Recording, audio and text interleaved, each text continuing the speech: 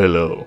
After defeating 4 goblins in an ambush on a tri-board trail leading to the city of Phandelver, Avestrum is awarded 200 experience points. And as per rules as written, the adjusted XP calculations are only there to tell you whether one encounter was more difficult than some other, and not for you to actually give out more experience points. Our character will, however, receive the entire experience pool meant for 4 players for overcoming this section of the story.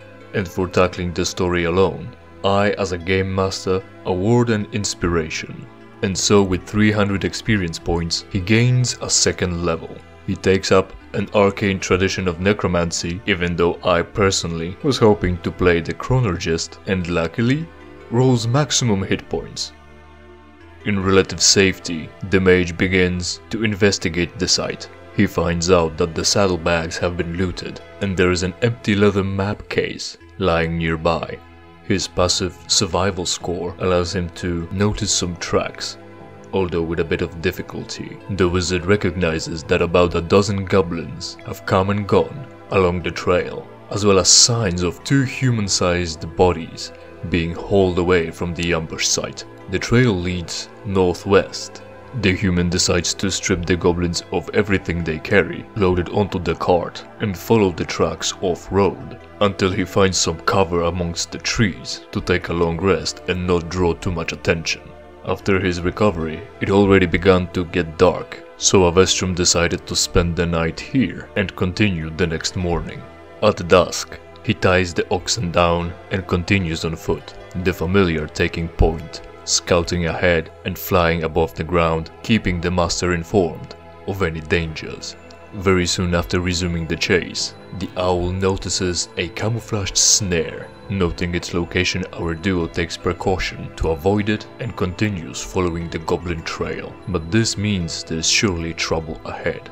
Therefore they work together to begin sneaking towards whatever might await them, both achieving quite a good score. After another 10 minutes of walking, the animal companion notices another trap. This time, however, it's a pit. Falling down in there would have been more problematic than getting caught. Fortunately, the danger is avoided once again. Although it was more difficult to notice, the owl's keen senses had no trouble. Following the goblins' trail, Avestrum comes across a large cave in a hillside 5 miles from the scene of the ambush. A shallow stream flows out of the cave mouth, which is screened by dense briar thickets. A narrow dry path leads into the cave on the right side of the stream. This seems like the place the mage is looking for. As the cover at the approach becomes ever more sparse, the mage stealthily slips into the bushes growing at the hillside. There is no telling what lies inside, and knowing is half the battle. Therefore the necromancer sends out his familiar to scout the area.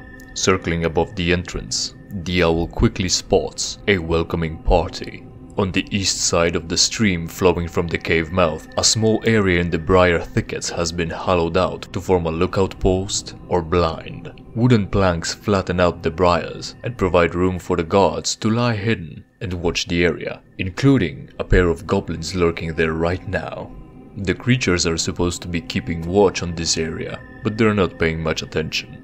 After reporting to its master, the animal servant enters the cave, flying near the ceiling that slopes steeply and is full of stalactite-covered vaults, 20 to 30 feet above the floor. The darkness and the natural structures will provide some cover for the bird. Just inside the cave mouth, a few uneven stone steps lead up to a small tank chamber on the east side of the passage. The cave narrows to a steep fissure at the far end and is filled with the stench of animals. Savage snarls and the sounds of rattling chains greet the ears, where 3 wolves are chained up just inside the opening. Each wolf's chain leads to an iron rod driven into the base of a stalagmite.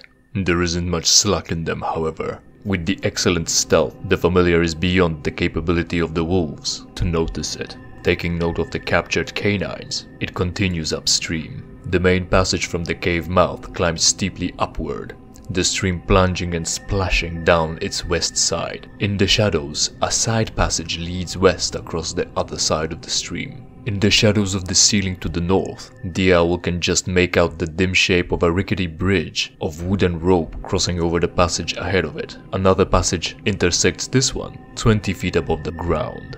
There is also a goblin watching over the tunnel, but apparently the day is very lazy and his guard is down, as his stealth check hasn't gone too well. Even in darkness, he is easily spotted by the magical bird and fails to do the same to the avian. As the creature on the bridge poses some threat, the familiar flies left through the narrow passage and into another chamber.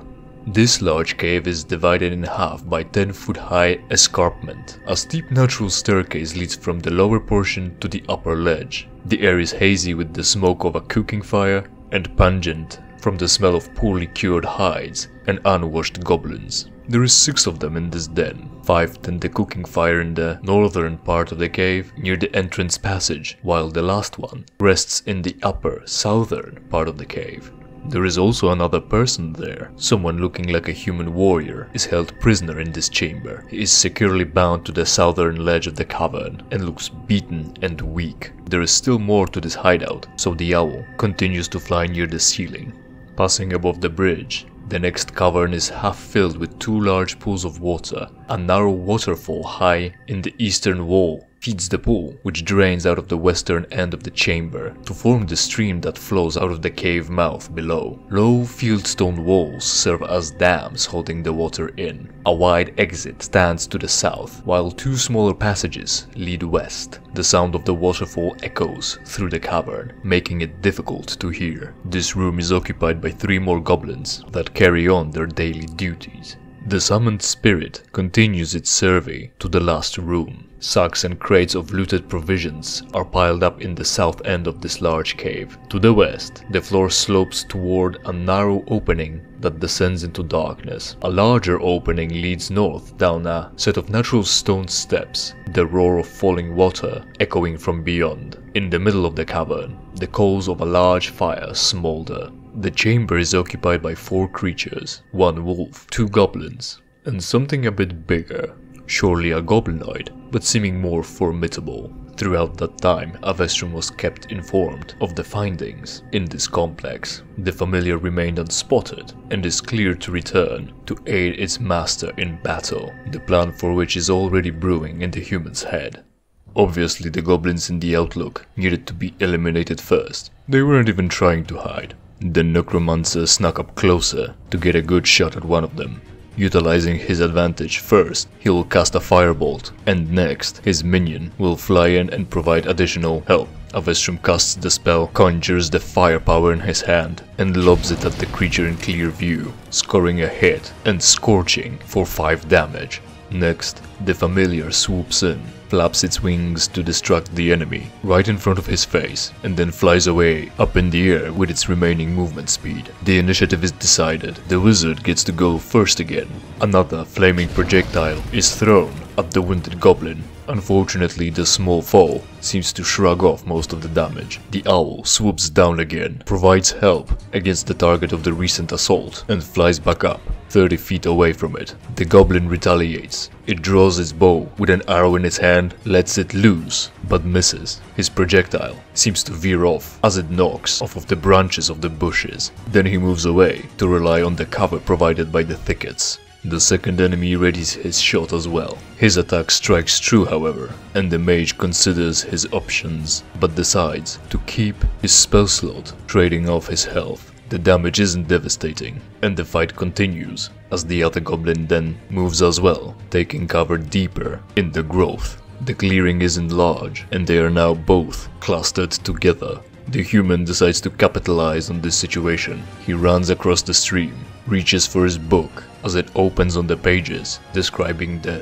Thunder Wave spell. Low, bellowing words escape his mouth as he swirls his hand in the air, calling in the thunder that can potentially end it right away. The straight wave emanating from him has the ability to deal 7 damage. The wounded goblin has no chance of surviving that, no matter what, so he won't roll his constitution. The other one, however, can still succeed, but can doesn't mean has. He fails as the force throws him against the vegetation and ruptures his organs completely. And although it won't be included on the token, Because I did forget, the necromancer regains 2 times the level of the spell used to kill a creature in health points, thanks to his grim harvest. The fight is over, and he evokes the Inferno to make sure they won't be getting up again. Next to stomp out are the dogs. Avestrum makes his way inside of the cave and approaches the steps leading to where the pack resides. The wolves begin to growl and bark at the stranger, stepping in as close as they can, but the chains hold them back. Some daylight still reaches this place, glowing off of the walls around, illuminating the animals. The wizard already knows to expect 3 of them, and wastes no time, reaching for his grimoire and evoking thunder again. The mighty storm clap can be heard in the radius of 300 feet, but the creatures in this subterranean complex don't seem to be bothered much. After all, weather does as weather is. However, the canines are gonna be more than spooked by the loud noise. The thunder wave can deal 7 damage again, but the pack will roll a saving throw. 2 of them fail, taking the full force of the attack, and are jerked back 10 feet. The mage notices one of them manages to save against his might, but all of them are still capable of combat as they slowly get back on their feet. The initiative is determined once again, and the human still reacts faster. He presses the assault, stepping in closer, and evokes the sonic power for the final time. He manages to catch all of the dogs in the blast. That can deal 9 more damage, which again puts 2 of the animals out of the fight, no matter the result of their saving throw. One of the dogs is clearly of a heartier stock, as it once again resists the deafening crack. The rest is tossed lifeless against the walls. At this point, the necromancer decides to fall back and strike at the dog as it approaches, if it gives chase. With a potential prey so close, the alpha goes into frenzy and tries to rush after Avestrum, but it seems to not be able to get a good footing, and it fails at yanking the chain out. The summoned spirit flies deeper into the cave to land a help action, and then flies out to stay out of reach. As no wolf seems to be pursuing the wizard, he re-enters the cave. He conjures a fiery mote in his hand to strike at the last of the pack. The bolt hits and finishes the beast. As the mage's first level spell finished off 2 creatures, the cold hand of death reaches for their life essence and restores 2 hit points of the caster. The human finishes the animals off with some more flames and retreats out of the cave to have a little break. On his way out, he loots the 2 goblins slain near the entrance and drags the findings back to his cart, or at least some way back. There, in a bit of a depression in the terrain, he takes a short rest and uses arcane recovery to regain a spell slot. He's gonna need it. Being able to eliminate the goblin on the bridge deeper in the cave in one shot will make things way easier, and he seems to have just the thing. Having rested after his recent skirmishes that earned him additional 250 experience points, the necromancer returns to the goblin hideout. Working together with his familiar, they both start sneaking, achieving results higher than the goblin's passive perceptions. Avestrum gets to the eastern side of the stream, presses his back against the wall, and slowly edges into the complete darkness of the deeper cave, as if shimmying along a narrow edge overlooking a chasm. He spends his action to use the owl's senses to see where he's going, and to once again spot the goblin on the bridge. Once our team confirms the position of the enemy, the wizard considers sending his summoned spirit to provide help action, but he already has an advantage for his first attack roll thanks to stealth. He contorts to try to catch some sun rays onto his pages to read off the spell. He speaks and signs the components and finishes with his hand in his pocket, reaching for 1 gold piece that he throws in front of himself. The coin glows white, splits into 3 darts that arc widely and try to smash into the target. The mage knows where to shoot, but he still is at a disadvantage due to darkness. Jim's magic missiles are nearing the goblin. One would hit, the next one would miss, but the last one is a critical failure, which would mean that now all of them will return and smash against the caster, hurting him in the process. The goblin could still be killed if the last projectile is somehow convinced to continue on its path. The human utilizes his inspiration to re-roll the last attack, yet it still fails. The patrol on the bridge is hit with one bolt, lowering his health below half. But hearing the remaining darts smash against something hard and no guttural feedback being present, the necromancer knows he failed. He must retreat. Avestrum turns back and runs out of the cave, hearing faint screeching of a goblin on the bridge. Avestrum crosses the stream and ducks behind the hillside. His cover is blown, but he can try to recover. He moves deeper into the bushes and readies his hide action, awaiting his animal companion's help. Soon enough, the passage is suddenly filled with a mighty roar, as a huge surge of rushing water pours down from above. In the meantime, as the mage was exiting the area, 3 more goblins notified by the lookout were working away at opening the floodgates and draining one of the pools to flush out anyone invading their hideout. The human is now well spent, and pressing on right now would be a fight against the odds. It's smarter to return to the wagon, take a long rest, and return the next morning. The battle is a stalemate, but it's not over yet, and it will continue in the next episode. Subscribe and get notified about the next episode in the series of true solo D&D. In the meantime, share this video around and let me know what you think in the comments below.